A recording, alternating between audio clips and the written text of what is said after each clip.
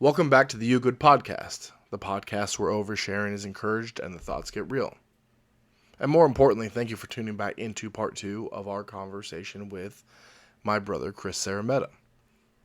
Now, if you caught part 1, you know things got a little chaotic. I guess, spoiler alert, part 2 is no different. We pick up right where we left off with the best man dilemma and everything that came with it. Obviously navigating friendship through college, weddings, breakups, etc. And then we get back into our shared love for Batman, old school Super Nintendo games. It's kind of all there. This is the continuation of a 25 plus year friendship that's been through every season of life.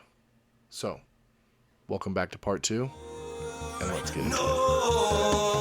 I don't wanna live where I always feel broken. I just wanna live with a heart wide open. I don't ever wanna feel fear anymore. No. Come to, meet Kelsey, the mother of my youngest daughter, and we start planning a wedding. Well, when we start planning the wedding, I have to think about who is going to be my best man. And when I started going through my groomsmen and going to choose my best man, it came down to 2 people. It was, do I go with Chris Seremeta, or do I go with a fraternity brother of mine, Eric Fruckman, who had been there through the last 5 years of what we just spoke about, a different persona where Chris had disappeared and I kind of replaced one best friend with the other. And that, I don't mean to cut you off, but, when I found out, I was hurt, naturally, but in retrospect, when I look back on it, and I don't know when exactly I came to this, but, it did hurt, this is somebody that I grew up with. This is my best friend, this is, I've been in wedding parties. I've never been a best man. Like, that's something that, hey, I'd like to check that off the list. That would be fun, and when I got the flask that said groomsman, I was just like, damn, okay, that hurt. But looking back on it, I completely understand where you were coming from with that. Where your brain is, and you mentioned it, I wasn't there for those critical development parts of your adult life. Yeah. I was there for those critical development parts of your childhood, teenage years, and then into early adulthood. But then Fruckman was there for those critical moments of adulthood where, hey, life is moving on to this point. Do I make this decision based on, do I feel like I'm obligated to this person because we have this relationship, or do I go with the person who's been there for me?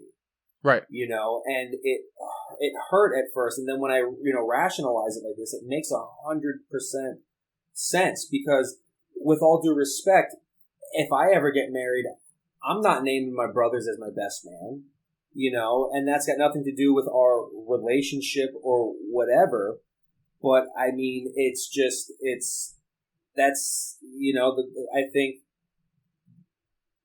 I get it, and like I said, it did hurt at first. I was very disappointed when I got that flask, which I still have, but I don't hold it against you. I have no resentment over it, and I completely understand your thought process behind it, and it makes sense. And to anybody listening who would take my side in the argument, you're wrong, because you're right, dude. Like, that's the right call, in my opinion. As much as I hate to say it, but it is what it is. It's the right call. And I really do. I appreciate that you would consider me and gave me the honor of being godfather to TV. So thank you. Yeah, no, absolutely. And it's two, like, before we get into that, right, it's 2 different aspects. And from my perspective, because I remember when I made the decision, and I think I made a Facebook post or something, and my mom called me, like, right away, and she's like, you didn't pick Seremeta to be your best man? I was like, well, no, why, How was that conversation? I don't remember, but I remember it was awkward. and that's my mind. I thought nothing wrong of it. To me, I'm like, he's still one of my best friends. You shouldn't have felt in the guilt wedding, over it because you made he's the a groomsman. decision. He's still in my wedding, but to It me, was it was on like, me. yeah, I lived with Eric for 4 or 5 years. You know, we talk about the fresh restart after breaking up with Nicole, and he was there from day one of college. Did you meet him when you met things. him in fraternity? Fraternity, Did you guys yeah. meet Yeah. when, like, during rush week or whatever, or Yep. initiation? Is that how you met him? Yeah, that's how I met Was all he my one- friends in college. Was he one of those people? He's a pledge brother. He was just somebody that I gravitated to. There were when I joined the fraternity, there were a lot Was of he already a brother? No. We were all in the same pledge Okay. class.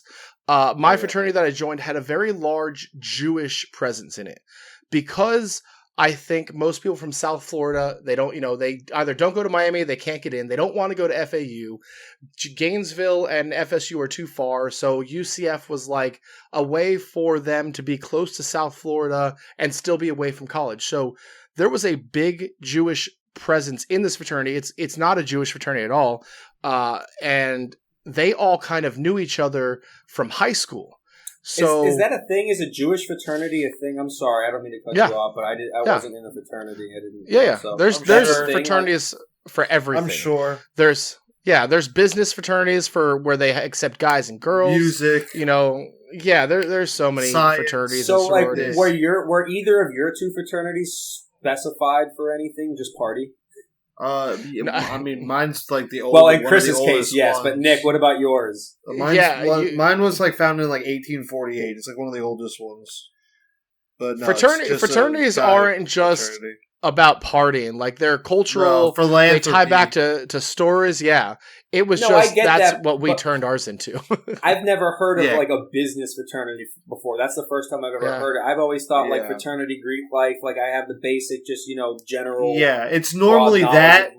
But Yeah, but It's there are normally ones that are that, specifically focused towards something, whether it be philanthropy, Yeah. business, or the religion. But like Jewish, music, there's black, all black Yeah. fraternities. Like, Right. yeah, there's they can definitely be segmented, but ours wasn't that. It just so happened that these guys went to high school together. Somebody knew somebody, so they Just were all rushing came to this the fraternity, same spot together, right? and it became another aspect of there's cliques. These people know each other. And I gravitated towards the people that talk sports. They were big into the Dolphins and the Giants and the Cowboys. And I just, during rush week, those were the guys I hung out with. Then we bonded over South Park nights, and it snowballed into us moving in together. Long story short. But again, a long way to say that when I made my decision for best man, it was in the last 5-6 years, who was the most present in my life to me? That was Fruckman. And Exactly. I made that decision, and everybody was so upset. And it took me so long to realize, like to me, I'm just like, what? He's still my best friend. He's still, my brother from another mother. I don't understand why everybody's so mad at me. And it took me a little bit to realize, well, maybe he should be my best man, but what's the reason I didn't choose him? And running it back, reflecting on that I came to the fact that, hey, he has not made the effort that I used to, or that I do, or that I did. Every time I come home, I'd reach out, we'd hang out, whatever it might be. And it was just something internally that I never brought out. And so, I'm sorry. Go ahead. No, go ahead. No, I didn't know if you were done. Yeah. So, with something like that, and all the other things that you touched on, is this podcast, is this like a way for you to get those things out that maybe, like, not necessarily say those things, but those feelings of like, hey, I wasn't emotionally mature enough at that age to, empathize with these things and these people that, like, and now that, like, as an adult having kids and seeing things through a different lens, like, is this podcast like a way to maybe, like, almost like a therapy for you to Oh.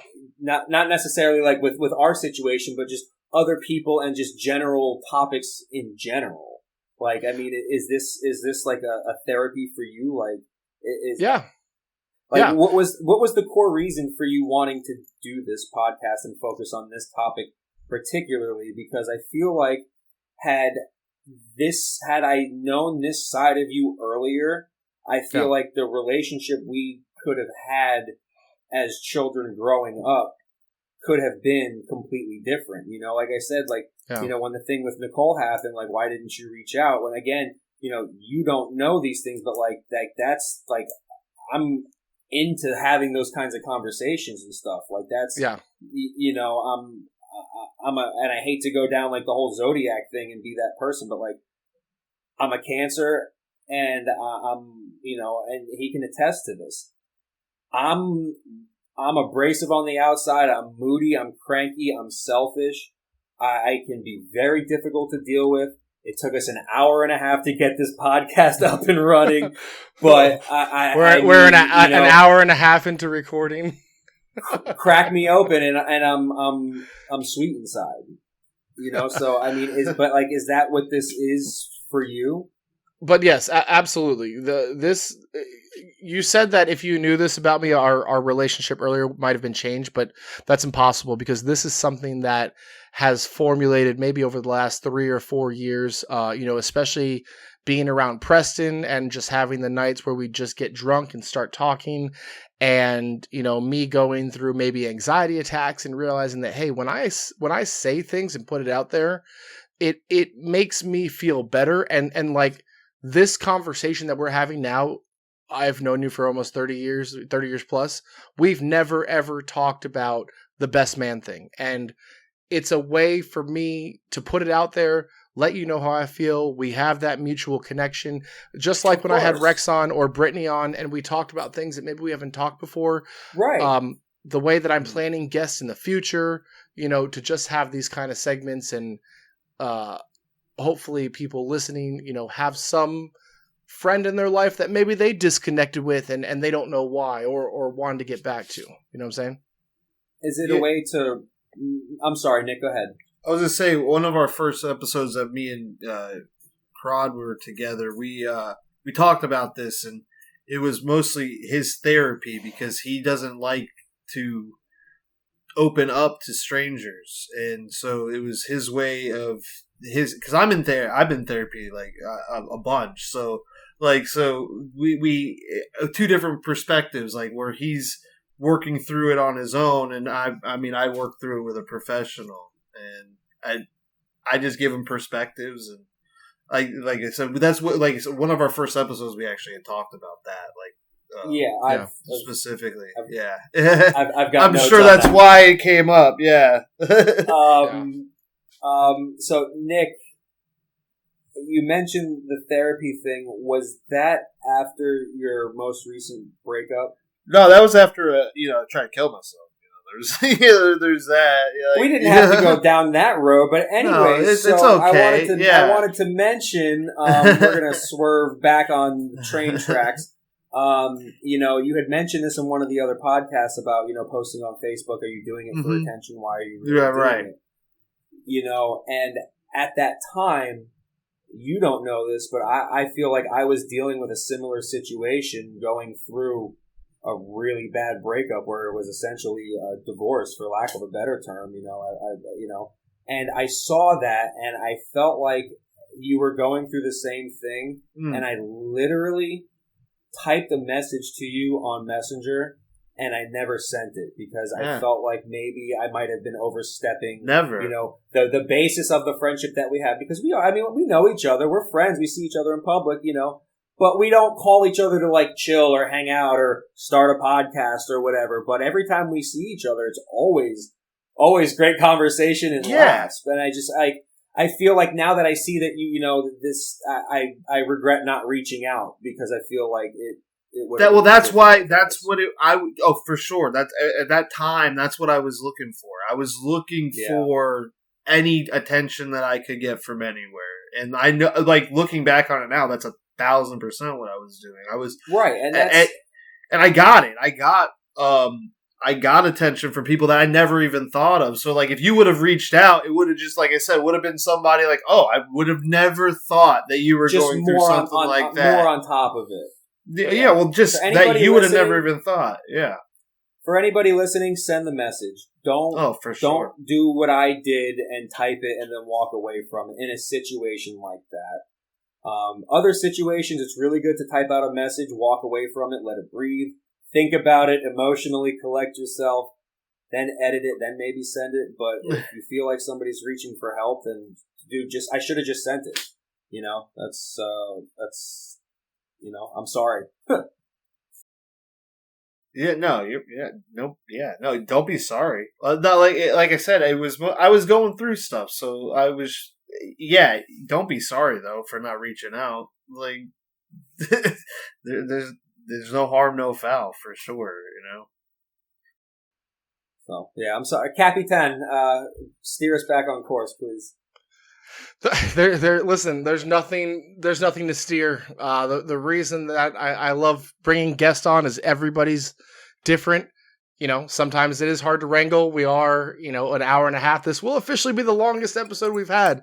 But who knows? It's so that moment to me though is what tested our friendship the most. And I think that making that decision and you maturing to the realization is what led to like a renewed effort later.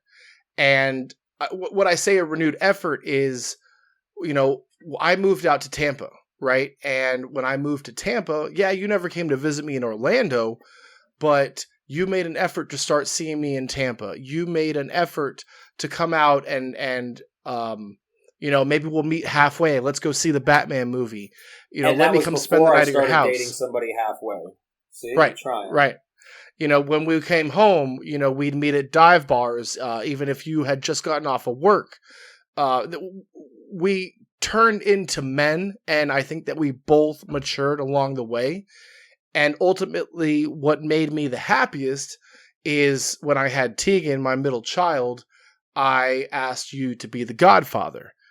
The hard part was her baptism was going to be down south. It was South Florida, right? Boynton Beach. So it's right where Callie's parents live and her family is, and it was easier for us to go down there because, my parents made the trip. But if I remember, you also had work or a job to get back to either that next day or that night, right? I don't remember what exactly it was. I do know that I was with my ex at the time. I don't think we brought her daughter with us. I don't think Lily was with us. No, Lily was not there. I think we might have had to get back for Lily or maybe for her to go back to work.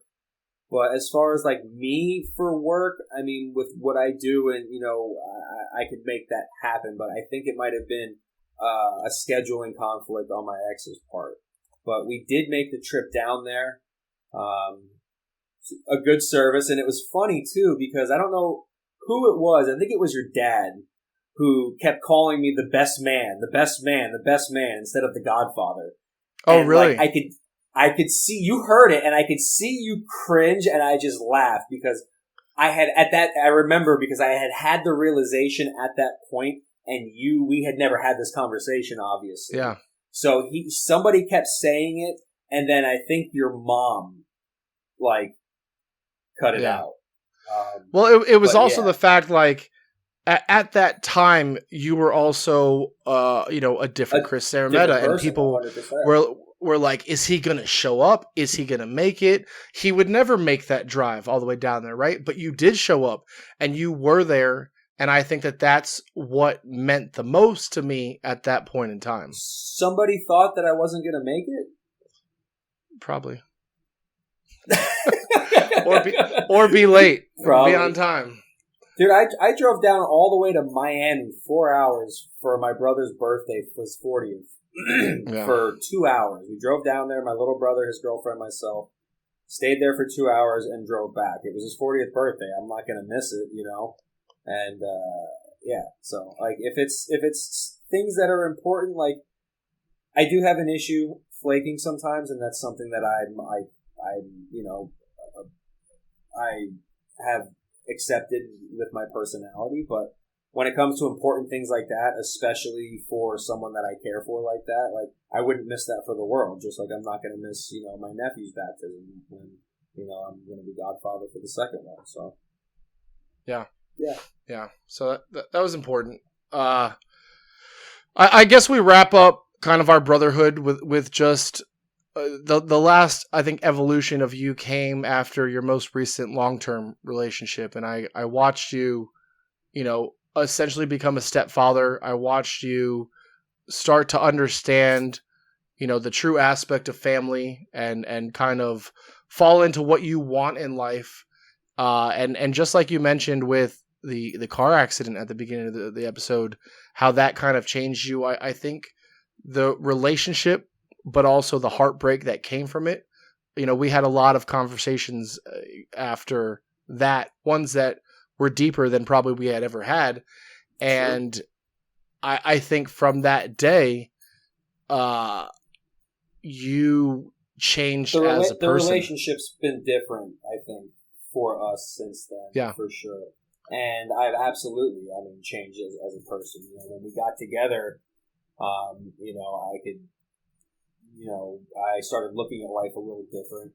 And then after she left, I started looking at things completely different. And then after the car accident, it kind of made me look at things more focused. Yeah. Again, just back to that first word in the beginning, just being grateful to be alive and have that chance to do something. That's what life's all about. Do either of you think that struggles can deepen friendships? Yeah. Absolutely. Yeah, no, I think that's where the bonds are built. That's like asking if struggling in the gym is going to build muscle. Like, that's what I think builds a relationship. Like, the testing of that. I've been with my current girlfriend now almost 2 years, and she lives an hour away from me, so it's hard for us to see each other, which again affected my scheduling and getting things together here. But she is super. It's been almost 2 years, and we're still in like the honeymoon phase. And I know it has a lot to do with not seeing each other as often as being together every day. But, I tell her that, eventually, I'm going to disappoint you. Eventually, I'm going to upset you. Eventually, I'm going to annoy you. That's just a reality of a relationship. And the sooner that you get the facade out of your head that I'm a perfect person, that you're a perfect person, nobody's perfect, but like, right.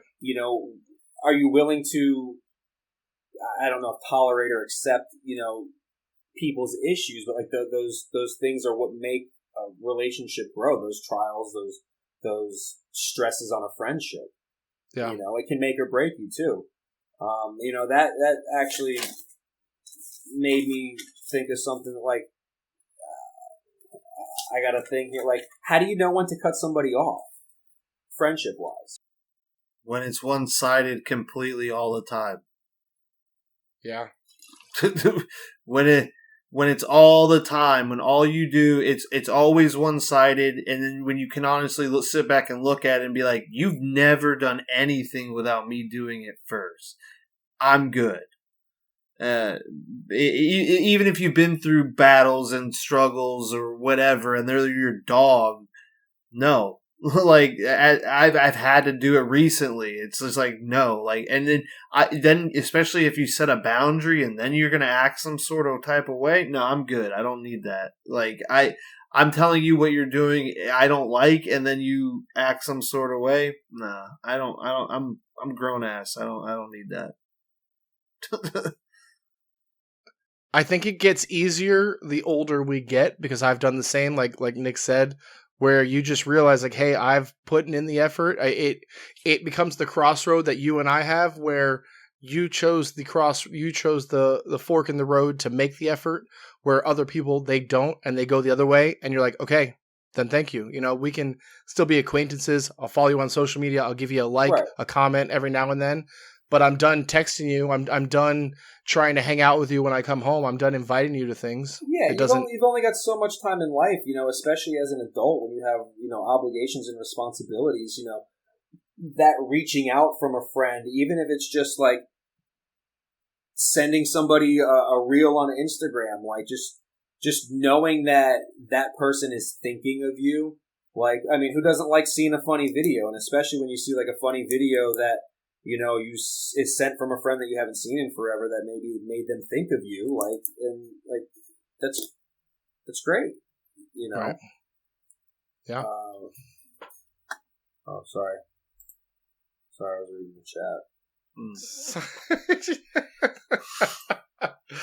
Oh God. I mean, it's hard to cover 30 plus years of friendship. I mean, we could have been talking for 8, 9, 10 hours. There's nothing to be sorry about. You don't have to apologize. Just bring me back next week. That's what the platform is for. And no apologies needed. We're prepared for how long it is. It's all good. Well, and it's my fault. I wasn't prepared. You have a lot you want to. You're over prepared, which is fantastic. Yeah, it's great. It's like we should have probably is going to be a series like that. We're going to have a Seremeta a mini series. You could be the first reoccurring guest. Yeah, for sure. We have to. There's no way. Like, we haven't even talked about comic books, and there's no way we have enough time to even start. So I've got 1, 2, 3, 4, 5, 6. I've got 7 sticky notes covered. Okay, all around my screen. Let's do this then, real quick. Okay. So the crazy thing is right. We push through a lot of the relationship. We can definitely have you back and go through things deeper. But the funny thing to me is how everything has kind of come full circle. Now that we have lived through our 20s, we've both been through heartbreak, we've both been through loss, we have had a strained relationship, we fixed it, we've come together as men, and we're now stronger than we've ever been. But the funny thing is the same constant is still there. And it's Batman, and it's comics, and it's wrestling. You and Callie and I have a group chat strictly for wrestling. I'm wearing my John Cena shirt right now, and it's that foundation of the friendship that we built. No, I saw the scene. Those are the things we bonded over. Wait, what are you doing? It's a John Cena. I don't know. Shirt. It's his John where? Cena shirt. I don't see it. Can't see it.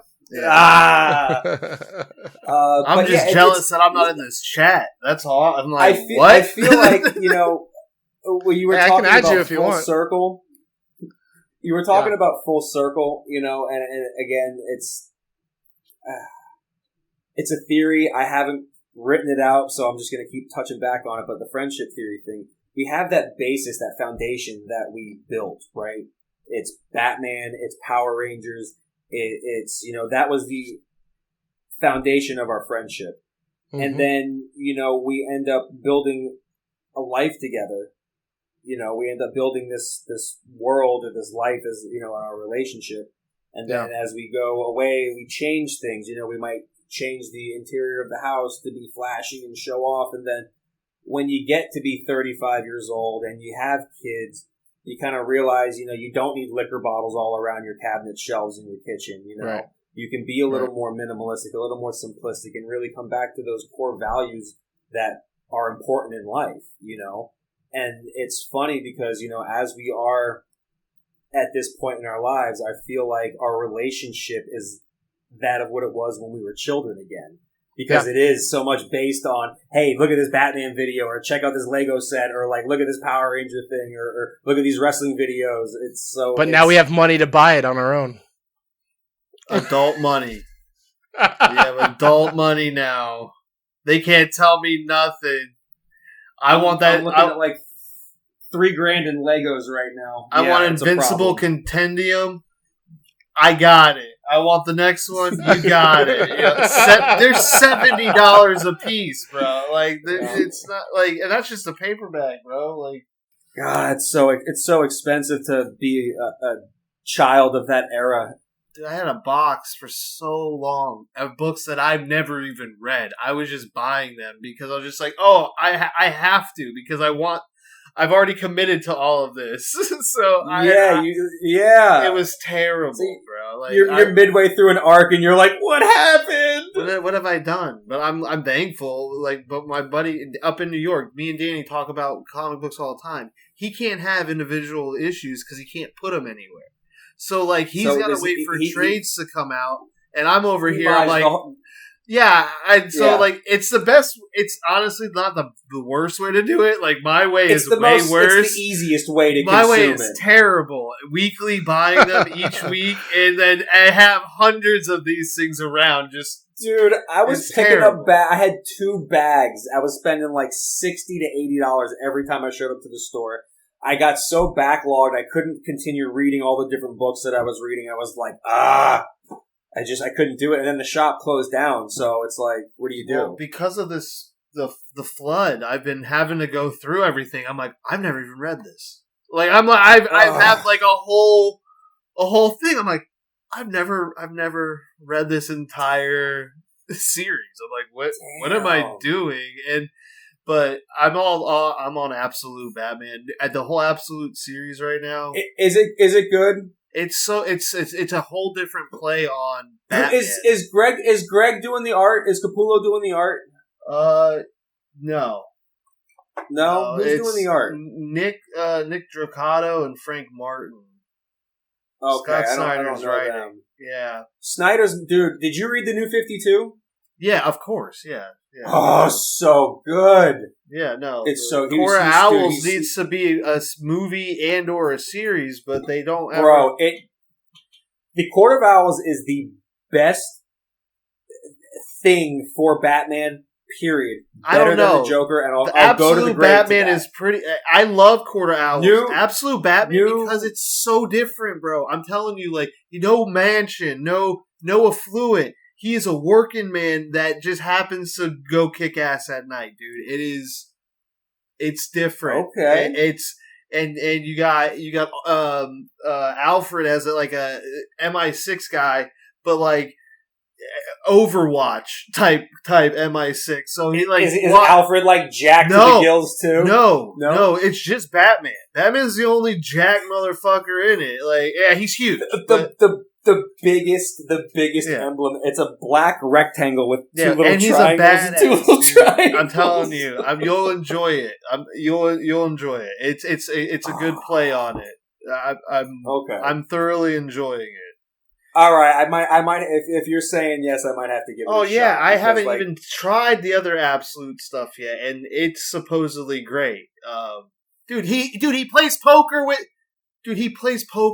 with all of them. Penguin. I mean, those are his buddies, bro. He buddies with the fucking bad guys. It's crazy. Like, what? So the double life is Bruce Wayne is like he plays poker with Croc. Like It's absurd. Yeah. That's okay. It's Snyder, so dude. I mean, honestly, anything with his name on it. Anything with his name on it, I have to give it a shot, but the art style threw me off. Have you read Europa? No. Batman Europa? No. Do you know what it is? Yeah. It's basically the Arkham video game. He gets injected with a serum, and him and the Joker have to work together all throughout Europe to find the thing. But each individual book is done by a different artist, and the art style is, each one is completely different. So it threw me at first. Then I kind of learned to accept it, and I absolutely loved it because the story was great. The art threw me, so I'm gonna have to put my ick for the art away and give it a shot, especially since it's Snyder. Yeah, no, it's worth it. It's definitely good. I read. I actually have a bunch of. I was at the midnight release for Metal, so I have like a 1/100 cover for Metal, and I have all the offshoots and all that. Chris and I went to a con, and I got all my Metal covers signed by Capullo. Nice, that's awesome. Yeah. Metal I have some of great, I have some crazy covers for that.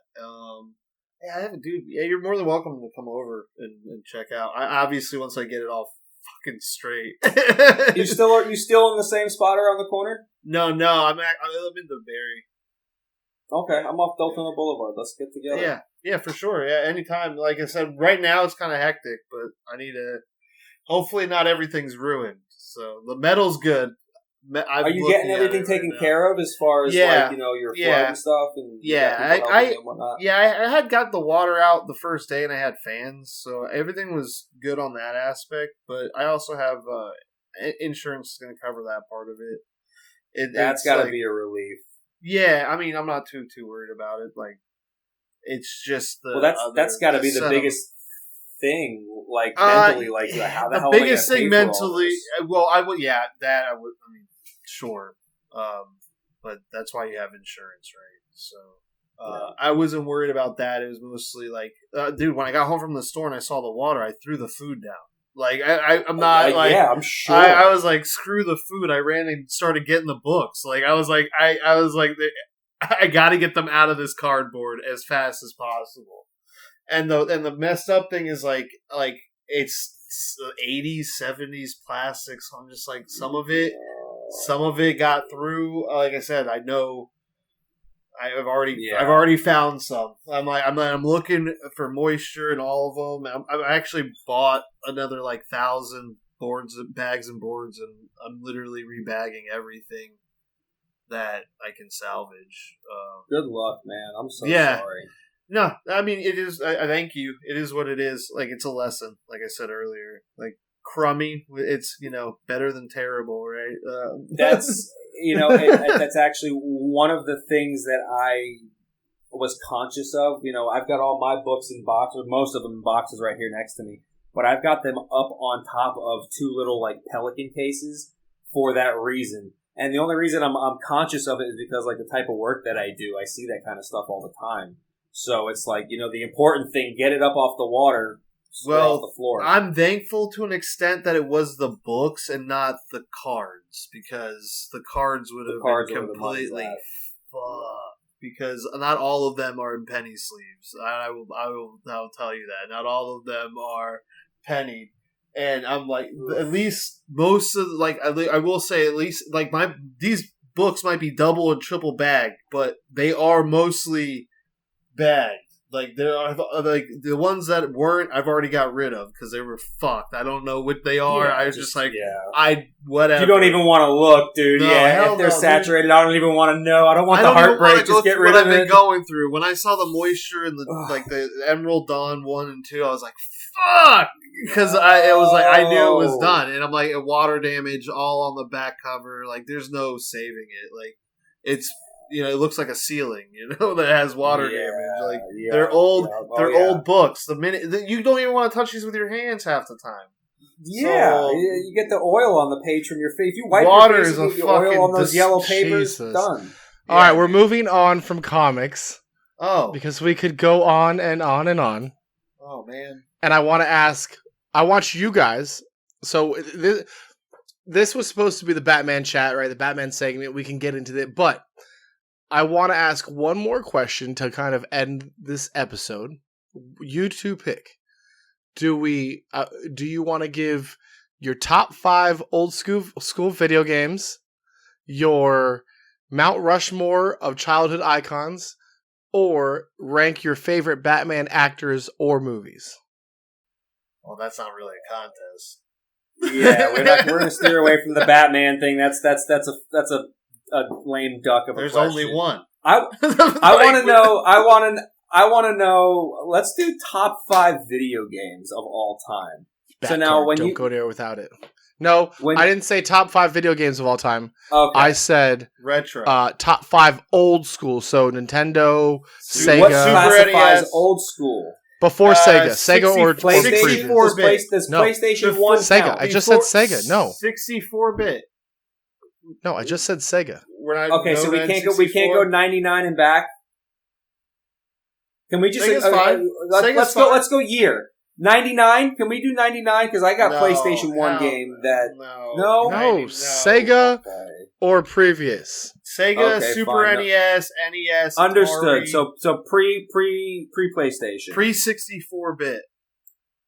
Okay, Everything's 32-bit. They'll call it that. That's what it is. So I mean, I think anybody who plays video games is probably going to have at least 2 of the same game on their top 5. I mean, can everybody agree that GoldenEye, if it's not on your top 5, GoldenEye, That's Nintendo 64. Best video That's games. Nintendo 60. You're not paying attention. So we're not doing 64 either? All right. You know what? Sega. I said, how about this? What's Super the- Nintendo. Super Nintendo games. Oh, that's fine. You kind of fucked me because I was going to go mostly Sega, but that's fine. All right, Sega or Super Nintendo game. Sega or Super Nintendo. I'm That's good it. with Super. I'm staring at a Super Nintendo. I'm good, bro. I'm fine.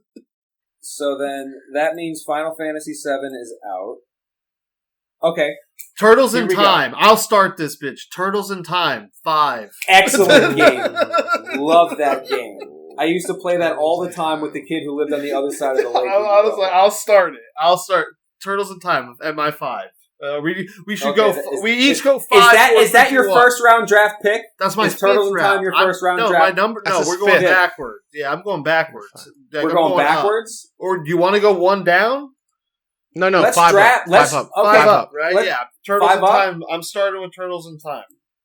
Can we pick the same games? Sure. They're just ranked differently. I mean, yeah. All right. Chris, go ahead. He's Googling games right now. Look No. at him. I'm It's not thinking a draft. because It's not drafting. it's either it's between either one Mario game or another, and I'm gonna say Super Mario RPG. 7 stars. Oh, that is Super Nintendo. Yeah, I know. I played it all the time. It's a great game. Okay. It's a great game. Dang. Number 5, I'm gonna have to go Pokemon. Red and Blue. OG. That's not. I mean, that's Super fine. Game Boy. Nintendo. It's an old school fine. video game. We'll count it. This is going to be. He doesn't get If the I can concept. plug it into my Super Game Boy and play it on my Super Nintendo. All right, Nick, go ahead. Nick, didn't he say Super Nintendo? Yeah, you're good. That's why I said that counted, bro. You don't have to. Okay. I was on All right. your side. I agree. He's upset because I said 64. He said before 64. Okay, so you said 32-bit. I don't know how many bits are on a Game Boy game, but I think if I can plug it into the Super good. Nintendo Yeah, you're good. and play on the Super Nintendo, it counts. Because he's going to be mad at my next 2 games also. I'm gonna go Mario Party for. That's a great game, but it's 64, isn't it? Yeah, Yes. No, Mario Party was. You're telling me there was no Mario Party for Super NES? No. The First one was 64. Because Pokemon Stadium was based off of Mario Party, and that was also on the list. But I You're wrong. You're both fucking wrong. What do you No, mean? You're right. I'm wrong. Thank Yeah. you. Yeah, This you're is definitely. I don't need to Google So Mario nothing. Party would not be then. So I'll go. I don't want to go Mario Kart yet. Fuck. Ooh, that's Mario great. Kart Dude, was Super also Nintendo. 64. No, Super Nintendo, bud. Come on. Yeah, Mario Kart. I have it. I have a physical copy of it. I do too. Yeah, I love that. Oh yeah. You know what? You know what? No, I'll do Lion King. Oh, that's a great You're game. just trying to stir the pot, you son of a bitch. Impossible to beat. That's a No. great game. Dude. Okay, so shout out to Tasha wherever she is if she ever listens to this. But that is for anybody who's never played The Lion King. I guarantee you, anybody who's 25 or younger, you're not beating that game. The game literally was not designed to be beat. It was designed to be difficult, but I never beat it. Only rented it once, and the Sega game Lion King is different than the Super Nintendo version of the Lion King. Mm-hmm. The Super Nintendo version was so damn hard, I could never beat it. I swear to God, I watched my friend Tasha speed run the entire game. I was talking shit. She's like, watch. She literally went up into the attic, pulled it out, hooked it up, and ran through it. And yeah, hard, one of the hardest games ever. Because I have it now on my Xbox, and I'm stuck. I still can't beat it. Yep. It sucks. All It's right. not a fun game. It's not meant to be fun. It's not meant to be fun. Okay, so I'm going to steal one of Chris's since he doesn't want to pick Super Nintendo. But my number 4 is going to be Super Punch-Out. Oh, I That's a love good that one. game. It's a good It's one. not on my list, but it is one of my. It's on my low list because I suck at it so bad. Chris was very good at it, but I can barely get out of the first level sometimes. Nice. Piston Hurricane. I actually bought an emulator off of Amazon and Super Punch Out's on it, Nice. so I play that in my room sometimes. Nice, dude. I got him down to like just under 10 seconds. Really? Yeah, there's a way you just dodge his rapid punch and super punch him, and he's literally the easiest guy in the game. Seremeta, what's your fourth? Oh, man, I'm looking at my list here. If I got Pokemon at 5, I don't want to... it's hard because, like, you know, we did spend a lot of time playing, you know, Super Nintendo and Sega, but I logged more hours on my Game Boy than anything, dude. Yeah. I mean, I still have all my Game Boy games. I mean, I personally remember being able to put the Game Boy cartridge into a thing that went into a Super Nintendo. So I have two of them. If you have a Super Nintendo and you want one, I'll you know, I have. I don't need it. I'm sure I have it. I was like, I have everything from my childhood. It's all. So then, okay, so then I'm gonna go with, and I know this might be on Chris's list, but if you've played this game, you know that this is the best side-scroller beat-em-up for Sega Genesis, and it's Streets of Rage 2. Streets of Rage. Yes, What a great game. Awesome. How many hours did we spend on that, dude? I loved Road Rage. Road Rage was my fucking jam. I never played Road Rage. It was motorcycles. You got to beat each other with chains. With the chains. Oh my god, with the chains! Yeah, I forgot about that Road one. Rage was awesome. Yeah. I guess my number 3, though, for Super Nintendo, I gotta go Donkey Kong Country. Logged. Oh, the first one? Yeah, well, either one. Yeah. Really, the Donkey second, Kong Country. probably. Yeah, like You know why that game looks so much better than every other game out there for Super Nintendo? It was originally designed for the 64, and then they pushed the 64 ahead, so then they made them put it back on the Super Nintendo. I just watched a documentary on the Nintendo and stuff a couple of weeks ago on Amazon. It's pretty cool. But yeah, that's why Donkey Kong, it's like the animation in that game is so above everything else that Super Nintendo put out. Yeah. nice. That's a good one. that's What about good you, game. Chris? Okay, I'm gonna go deep cut. Deep cut. All mine are actually Super Nintendo. While I do love Sega, we played a ton of Sega. Illusion of Gaia. Do you guys remember that game?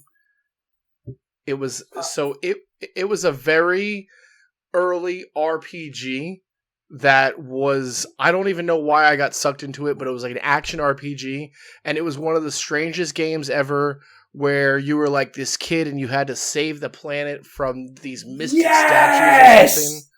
Dude, I forgot about that game, and I remember that anytime I had an opportunity to myself at your house, I would throw that game in and try to play it.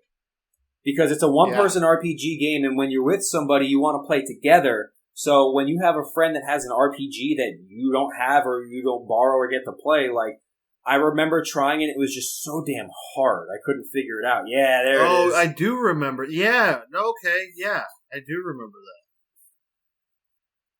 that. Yeah, so random game, deep cut. I don't remember much about it. We've already talked about how bad my memory is, but it just, like, the cover is just burned into my memory, and just being that little dude and walking around. That cover is goated, dude. That's a great cover. And I thought I had it in my collection, but I don't, and it's only because I thought it was Sim Earth, which this was.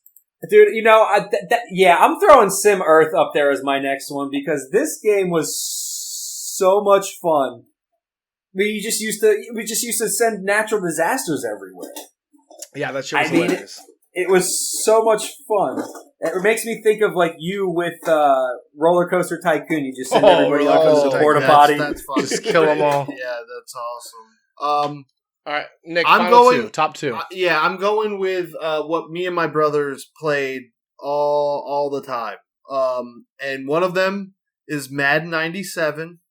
Okay. we had and during the combine, we had the controller that you can move the switches over to go to auto. Yeah, you had the arcade control, the push button one. Well, not only one that, of those for Sega. On our normal, it was a normal controller, but at the top you could move the buttons so they would press automatically. Yeah. So on Madden, you had to that. alternate like two of the buttons to sprint, and so we would just flip the switches and run 440s all fucking day long, and it was awesome. It was so dirty. It was so dirty, and it was great. And then the last one, obviously, I already mentioned it. It was going to be Mario Kart. I mean, to this day, like it taught me the slide, the jump around corners, and now I slide around corners, and everybody's like, "How are you so much faster than us?" I was like, I literally I drifted that whole corner and got a boost course, because of it. Like, yep. I'm like, you guys, you don't want this smoke. Like, and so you know what's nice about the new. Do you play the new ones, the new Mario Karts? Yeah, I have the Switch. You can set it in the settings where you don't even have to put the gas. It's auto gas the entire time. Okay. So you don't have to mash your finger. You can just hit the jump trigger and the brake trigger, and that's it. And it makes it so much easier because after just mashing your thumb for so long on like the Switch. Oh yeah, for sure. Especially those small controllers, it's almost impossible. Dude, my Joy-Cons never stay connected. It's such a pain. So those are my top two. We're 2 and 1. I just doubled up. He just doubled up. So my top two are going to be number 2 is going to be Mega Man X. Yeah. I just put it away. I've got that one too right here. I know that we play that game all the time. And I loved having to go to the different environments and having the different abilities. Such a cool game. It really was. Yeah. I feel like it was ahead of its time, and I know that they went on to make so many more of them. Where you can, like you said, where there's different worlds and stuff, and the different environments, and then you collect the abilities. It kind of was different abilities. It was almost like it was just like a side scroller, but it was almost like there was like kind of like an RPG element to it in a sense, where you could strategize in the game got easier depending on the order in which you beat the worlds. One like if you beat the ice guy first, it made the fire level easier. Yeah. Yep. Have you ever heard of? I know I'm sorry to interrupt, but it was about Mega Man X. Have you guys ever heard of Bit Brigade? It's a band. I've heard of it. What is it? So they normally they'll play and they'll have somebody speed running the game. So my brother just saw them do Mega Man X out in California, and cause he loves Mega Man X. So if we would have done this list, Mega Man probably would have been his number one. Dude, he loves them. But Brit Brigade they'll play all the music to the game while dudes speed running it. It's insane. Do they do that for like Mario Kart when people? They'll do other games too. I think I've seen that on They'll do Instagram. Other games. Yeah, they'll do. Yeah, it's called Bit Brigade. They do a bunch, so it's not just Mega Man. Through Orlando or Sanford within the last year. I'm sure they because did. I'm sure they have. Because I remember like seeing something and like getting excited about the potential of seeing them, but just life. Well, my number 1 is very similar. Chris, could you guess? If I said it was similar to Mega Man X, it was Super Nintendo. We played it all the time. Bassmaster. No, hold on. Mario All-Stars. No, that... not... Mario All-Stars, though, was a Home Alone? For me. Oh my God, no. Super Metroid. It's not Brett Hall Super Hockey. Metroid. Bro, I just had my hand on it when you said that. Really? I don't remember playing this game at all. Yeah. I played the game get into a little ball, figuring out that it was a girl and not a guy. Oh, yeah. Heartbroken, right? As a kid, you're like, wait, what? Metroid's a woman? Wait, what? Yeah, Super Metroid. Super Metroid was a crazy game. Again, another side scroller that was like a puzzle at the same time. You had to get different abilities, different powers. And then, Nick, Super Mario All-Stars would have been on, would have made my list. NBA Jam, Chrono Trigger. Oh my God, I forgot all about it. Nick, I was expecting NBA Jam to be like on your top 2, honestly. Because I always, yeah, I wish I could take it back. I would have definitely No like takebacks. No takebacks. obviously, clearly, I'm not going back and rewriting what I just did. I feel terrible that I omitted. I feel. I mean, to be fair, I played it on arcade. I mean, I did finally get it. I have it on Super, but I got it on Sega. That dude. That's what I played the most. I have it on. So when I was younger, I ended up in the same year. I won a Sega Genesis and a TV all in the same year. So I ended up getting nice. Yeah, my mom, I guess, entered me into a Sega at Winn-Dixie, and I won a Sega through Winn-Dixie. And then my grandpa said that I could win whatever we won at the raffle at Duo Booster for baseball. I could keep. Well, he ends up winning a 20-inch TV, and I was like, "You said I could keep it." He's like, "Yeah, I did." So I got to keep the TV. So yes, I had a TV and Sega in my room, from 9, or 10, whenever the Sega came out. Yeah. So Eric was constantly trying to come in my room. I'm like, "Get out!" Because so he could never play the Sega. Did you hear what he said? Did you hear what he said? It was in my room because you didn't have to share it with anybody. Yeah, it was because I was an only child, dude, bro. There was literally Nick. You can attest to this. There'd be a line waiting for the Super Nintendo. I never got the Super Nintendo, so once I got to the Sega, I never played the Super anymore. But I was constantly playing World Series Baseball, Road Rage, Doom. I have a 32X for my Sega, so I was playing Doom 32X, Sega's Duke my Nukem. Shit. But that's why I was like, once you said Super, I was like, all right, I got a list, but I omitted NBA Jam because Chris messed it up by not understanding the narrative. My bad. Because if we're going to go just straight Super games, I'll just go dig through the box right here. Well, yeah, I could have done the same. That's what you just made me think of something, Nick, and I forgot about it, and it wasn't on my list, and I think Chris might... Super Bases Loaded. Oh, I played that the other night on the emulator. Really? It's on my emulator, dude. Yes, dude, we played that all the time.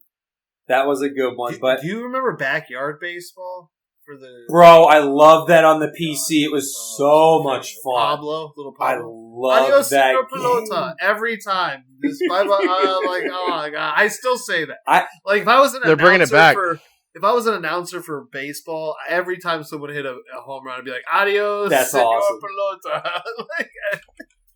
The most. That game was so much fun. So much fun, dude. So speaking of PC games, this is an honorable mention and a super deep cut that many people might not know about, but apparently is a thing going around the internet right now. But do you remember Chip's Challenge?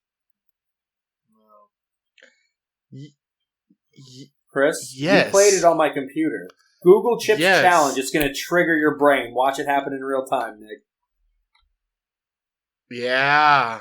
Yeah, it was like Minesweep. Oh, you got but with keys. And it had the different colored keys. Yeah. Dude, I loved that game.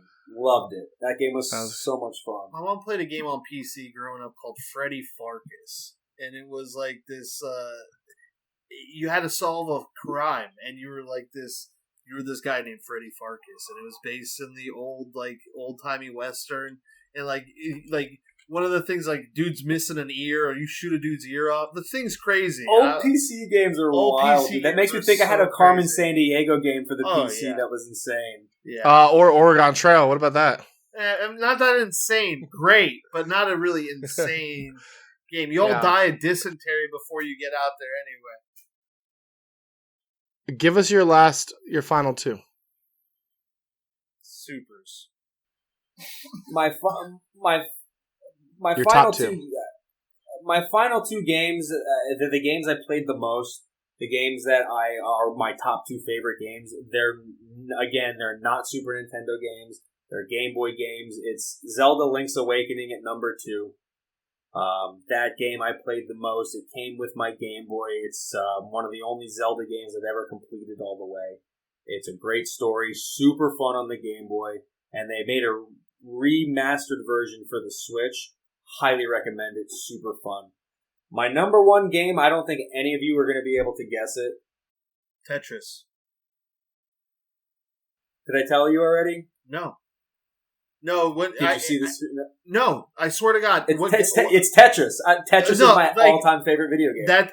The minute you said that it came with the Zelda, that it came with it, I was like, it's got to be Tetris because. Well, Tetris didn't come with the Game Boy. No, it came with the original game. No, Tetris came with the original. It did come with the original Game Boy, which I sold for $5 at a friggin' yard sale. Don't worry, I have dude. mine. Shut up. I still got my my pocket.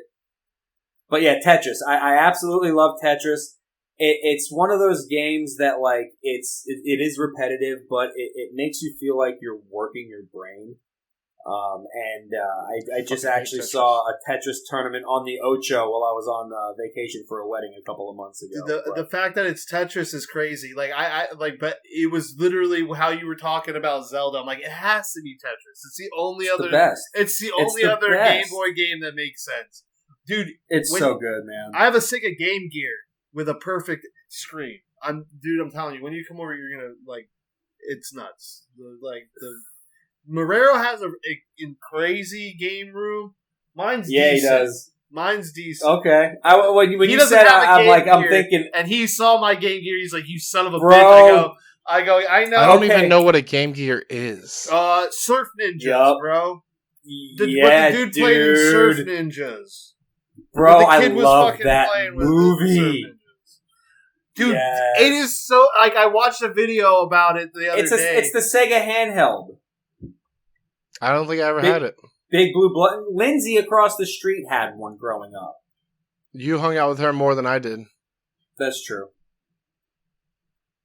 You want to know something crazy? I've never played any Zelda game. What? Dude, you are missing out. Not for any platform. Go straight to Ocarina of Time. I was going to say the Ocarina of Time. That's the one. The only one. I don't even like Zelda, and I'll be like Ocarina of Time. It's the first initiation into the video game Hall of Fame. That's all you need to know.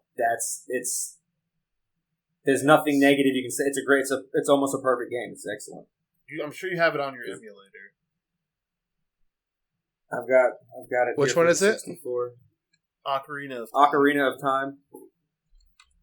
Not the gold holofoil one. That's Majora's Mask. Gotcha. Oh, for 64? Okay. Yeah, I know this one. Yeah, I know that one. Yeah, but those are mine. Tetris. I love it. Zelda, Tetris Pokemon. is great. That's fun, man. Nick, I didn't realize how big of a nerd you were as well. I love it. I'm learning something new about you every episode. I have Iron Man tattooed on my fucking leg, bro. Like, what do you mean? Let me ask you guys this, Chris. When Preston left, I've listened to every episode, and I don't know if you guys touched on it or not, or maybe if you just kind of glossed over it. But so then he left for whatever reason. What made you choose Nick, and why? Because I never knew that you guys were friends like that. Like, I knew you guys knew each other, but I didn't realize that you guys had a friendship that extended as far back. I never knew you guys played baseball together. I didn't know that. Yeah, no, Nick had, so when I had been posting about it, Nick had reached out to me, just like so many other people did, and they were like, "Oh, I'd love to be on. I want to," but Nick's was different because he's like, "I want to be a part of it. Like, I want to be a host. I've always wanted to do something like this." And he just kind of kept saying it to me. So when the situation with Preston happened, I actually didn't think of anybody else because I was in a little bit of a bind and I didn't want to stop. I had to keep the momentum going. I'm like, hey, Nick had been one of the most recent people to seem as passionate about the project as I was. Nick and I are in a lot of fantasy football, fantasy baseball leagues. Right. We've kept in touch through social media over the years. He's come to my house for in-person baseball drafts and everything. So I was like, we have a great friendship. Basketball games. We went to playoff basketball games. Yep. Oh, yep. All the Orlando Magic games. Yeah, we were. Yeah, Magic games. We went. Me, Sam, you, and your dad. We went to one of the playoff games. Yep.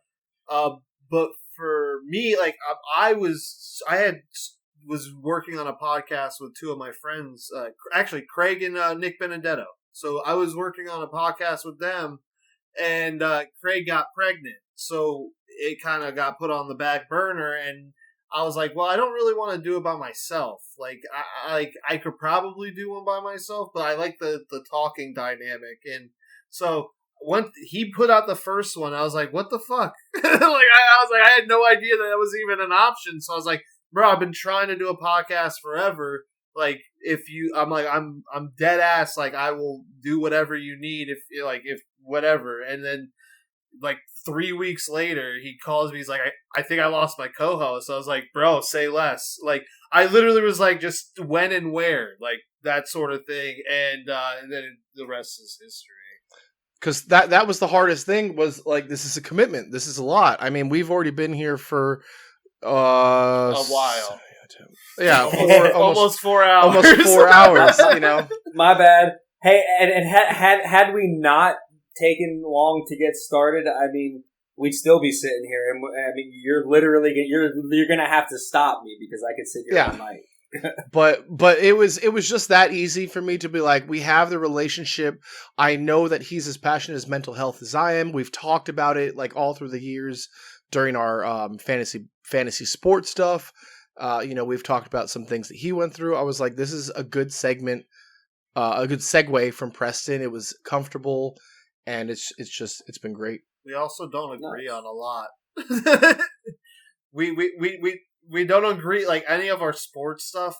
The Magic is it. Outside of that, it's like, no, F you and your team, bro.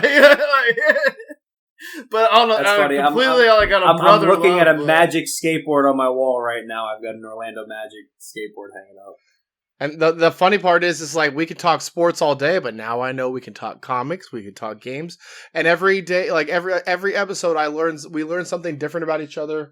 So it's like, it's also a nice growing friendship. It's not, because like we talked about it on the first one I was on, but we aren't as close as you guys. So you guys, like, you already know a lot about each other. Like, he didn't even know I was in a fraternity. You know, so like, right. We find out, like he said, something new every day. Like the wrestling, I didn't know Chris was into wrestling as much until as of like the last few years. Like, because of him, and it's because of you. No, right? And I'm like, and I don't watch it nearly as much as I'd like, but like WrestleMania, big pay-per-views, I always get into. You still know who people are. 1,000%. My daughter, it's still on your radar. Well, Sam started loving it, like when especially the girl part of it. Now it's like a lot about the women. Big part of it, yeah. Loved it. Like Bailey, oh my, she used to like Bailey, and I'm like, and she's like 5 years old doing this. I was like, that's crazy. That's like, cool. So no, Chris caught a video of his two daughters in the bathroom. Were they singing Seth Rollins' song? Yep. Tegan and Kinsley, were they singing? Burn it down. That's great. Carter does Carter's handshake and I before he goes to bed is the ba ba da ba. That's awesome. 5 times. You don't show him the 5 time. You just the ba ba da ba. Like, come on, dude. The spinner Rooney, come on, bro. Dude, Booker T the 5 times. Oh, you thought I was going 5 times? I thought you were gonna go 5 times with wearing a Carter's going 5 times. John Santee. Yeah, but come on, like I was like, dude, if Carter was doing 5 times, he'd be the coolest kid on the block. Are you kidding me? So, oh my God. Just like you, Chris, at the same time, Nick and I have 30 years of friendship. There were definitely more years than not that we weren't together or weren't the closest, but this is about growth, and it's again having somebody riding with me today that I've known, even though he's different grade, and just through sports we've known each other since our adolescent years, so it was natural, it was easy. Nice. Yeah. But I mean, we could keep going, man. We could keep going and going and going, and looking back at all the stages of our friendship. We talked about kids, from kids to being different in high school, reconnecting as adults. What do you think our story says about the kind of friendships that you can have with somebody that truly last. Like, we're going to be 80 years old someday. And at that point, we're going to be friends for like 70 years. Like, it's crazy to think about. It's the longest relationship that you and I will ever have that's not family. Yeah. I think. I mean, it's one of those things like, you're an only child. So, when your parents eventually go, like, you're going to get the house, and then if you don't want the house, I want to buy it. It's a great spot. It's a beautiful house. And the same thing with my parents' house, when they go, it'll go to us kids. And, my plan is if that does happen, I want to buy everybody out and I want the house. I love the house I grew up in. It's in a beautiful spot. It needs a little bit of work, but it's a beautiful house on a beautiful little lake that's spring fed and it never goes down. And the water's always crystal clear. So, I mean, I would like to think that at some point, we'll be 80 years old sitting on the back, with a fishing pole in our hand, drinking a couple of beers, laughing. Yeah. But then again, maybe we'll be 80 years old, plugged into the Matrix and on the moon somewhere in our brain, who knows? Also not a bad gig. Still hanging out just on the moon. Just on the moon. So you've known each other since you were like preschool, you said, right? Literally, I think 5 is when we 5 or 6. He was my first friend. Yeah, that's how long I've known CJ. Kramer? Yeah, I've known CJ since. Really? Oh wow. Yeah, I didn't know that. Yeah, Danny since I was like 7. That's cool that, like I said, back to the friendship theory thing, when you have friends at a young age that you can develop a foundation with, and then you can grow with them, and then, being able to instantly communicate definitely helps keep those relationships. And I think those, they're the best ones, is, like the saying, no new friends, or it's hard to make friends, at a certain age or as adults, it is. So if you have the opportunity to keep those people that you went through those life moments with, or just people who have been around long enough to know the different versions of you, hang on to them. They're good, usually good people. Yeah. Otherwise they wouldn't still be around, Well, yep. Yeah, for sure. Yeah. Well, it's been an episode. It definitely has. No, don't be sorry. We will definitely have you back. It's definitely been fun. It's been different. Absolutely different. This is going to be the most different episode we've had. It's all new, right? Like you said, everything it's always growing and evolving. So I mean, yeah, this is a different approach. Not a bad thing, but it was definitely different. I think it's going to be more of a series. Like I said, I think we've got to have you back because there's so much more to unpack. But we have to be more concise with when we have you back. We're only going to talk about one thing because we can talk about everything. No, it's not a bad thing. It's no, I know. It's a good thing. I got too much for one episode. Exactly. Like you said, this is a different episode compared to everybody else. I think everybody else is coming on as, friends, which is great. And I know I'm here as a friend too. But like I said, this particular topic is something that's, touched home for me for a very long time. You came with notes, man. And I came notes. So I came prepared to, to contribute, I guess, for a lack of a better term. Yeah, and it's great. Yeah. It's awesome. It was a learning experience and a great one. Yeah, it won't take an hour and a half next time when we fire it back up. My bad. I'm very grateful that you did it, and I appreciate you. So thank you for being here. Yes, for sure. Thank you for having me. I want to give both of you one last word. We're definitely going to wrap it up. One last word from either of you. Anything? Didn't get to. Thanks for coming on, man. It was a pleasure, and we'll definitely. We've already said it 17 times. You'll be back. Thanks for having me. I do. I had something here that I wanted to start with. You guys have your, the opening word that we had talked about, and then you mentioned in your episode earlier about the song, or the previous episode with the song. I want to end it with something that I wanted to start with in the beginning, but we're here now. So, and it's better this way, but like, what is something that both of you are looking forward to, coming up in life, or just like, whether it be a concert or an event or just whatever it might be that would get you excited? Because I really feel that like when you are dealing with just life sucking, always having something to look forward to just makes it that much more tolerable, because it's like, man, I got 10 more days until, I can go see my best friend, or, in 2 months I'm going on that cruise. Like, so like, what's something that, and I know if it was last week, your answer would have been the cruise probably, Chris, but like, Nick, what's something that you've got coming up that you're looking forward to? I'm gonna finally, like I said, I'm gonna finally get to meet Enzo, so I'm looking forward to going up to New York and seeing my second family, essentially. The Calmuses, and the new addition to the clan. I got him his first 2 pairs of Jordans, so nice. Is that Susie's second, or is that her first? Her first, yeah. They're both her first, yeah. So, no, it's cool. He's finally going out into the world, so Uncle Nick can come visit finally. So I'm looking forward to that. And then that's pretty much it. Nothing else planned as of right now. What about you, Chris?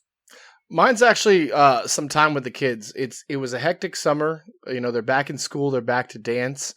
And this Friday, I'm taking them to see Descendants and Zombies, some show at the Amalie. Well, it's not the Amalie anymore. It's like Benchmark International or something. I don't know. It's so dumb. I'm so we can about that. Talk about that later. But yeah, we're going to see that show. They're super excited. They're rewatching all of the movies again, and they're singing the songs, and they're just very happy to go have some time with Dad. And I'm looking forward to that on tomorrow.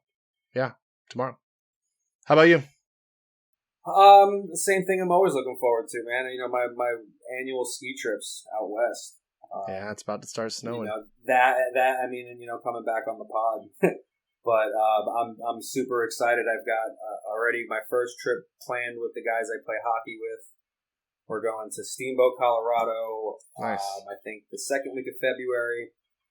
I've got my friend who lives in Utah, actually your friend Brittany's brother, not the one that was on the pod, but a mutual friend, my friend Sean. He lives in Utah, so I can come and, he's like, whenever you want to come and surf the couch, you're more than welcome to. But the big one for me is my birthday next year. This is me officially inviting both of you to come to Chile with me. Chile.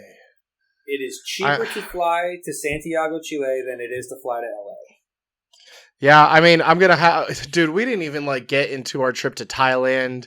I didn't even go through the pictures from Thailand. Yeah, dude. So we're not going to do that. Yeah, no, I got so many questions. That's a whole. Yeah, dude. Yes, we got episodes. Thing. We got episodes. That's a whole episode in itself. 1,000%. Thailand. No, done. The same way you committed to me to Thailand, I got to commit to you to something like that. So, especially because I haven't made any ski trips since the first one. And you haven't done anything international since. Neither have I. No, dude. And I think about that all the time. Like, we came back from Thailand and we were supposed to go to New Zealand. That was like the next one. And I want to go the first week of July. My birthday next year? June 28th, which is a Sunday. And it's the Southern Hemisphere, so their winter is our summer. So I'd like to go snowboard on my birthday. I think that would be pretty cool. Oh, neat. But yeah, that's what I'm looking forward to. I'm always looking forward to that. I'm fortunate that I'm able to do that. And, if you can't afford to travel or have those things, just little hobbies, man. Like, pick up a hobby, start building Legos, just have something to look forward to so you're not going to come home and just be like, oh man, I'm sitting at home. I'm bored. I've got nothing to do. And then that's when your brain starts going down those, those rabbit holes that you don't want to go down, and that's why I joined a rock climbing gym after, the breakup that I went through. It's just, just to do something to keep me occupied, started fishing a lot, building Legos again. Yep. So it's just, always have something to look forward to. I think it's a good mantra for life. I love that. So If you're still here after 2.5 hours, I commend, I applaud, I appreciate you.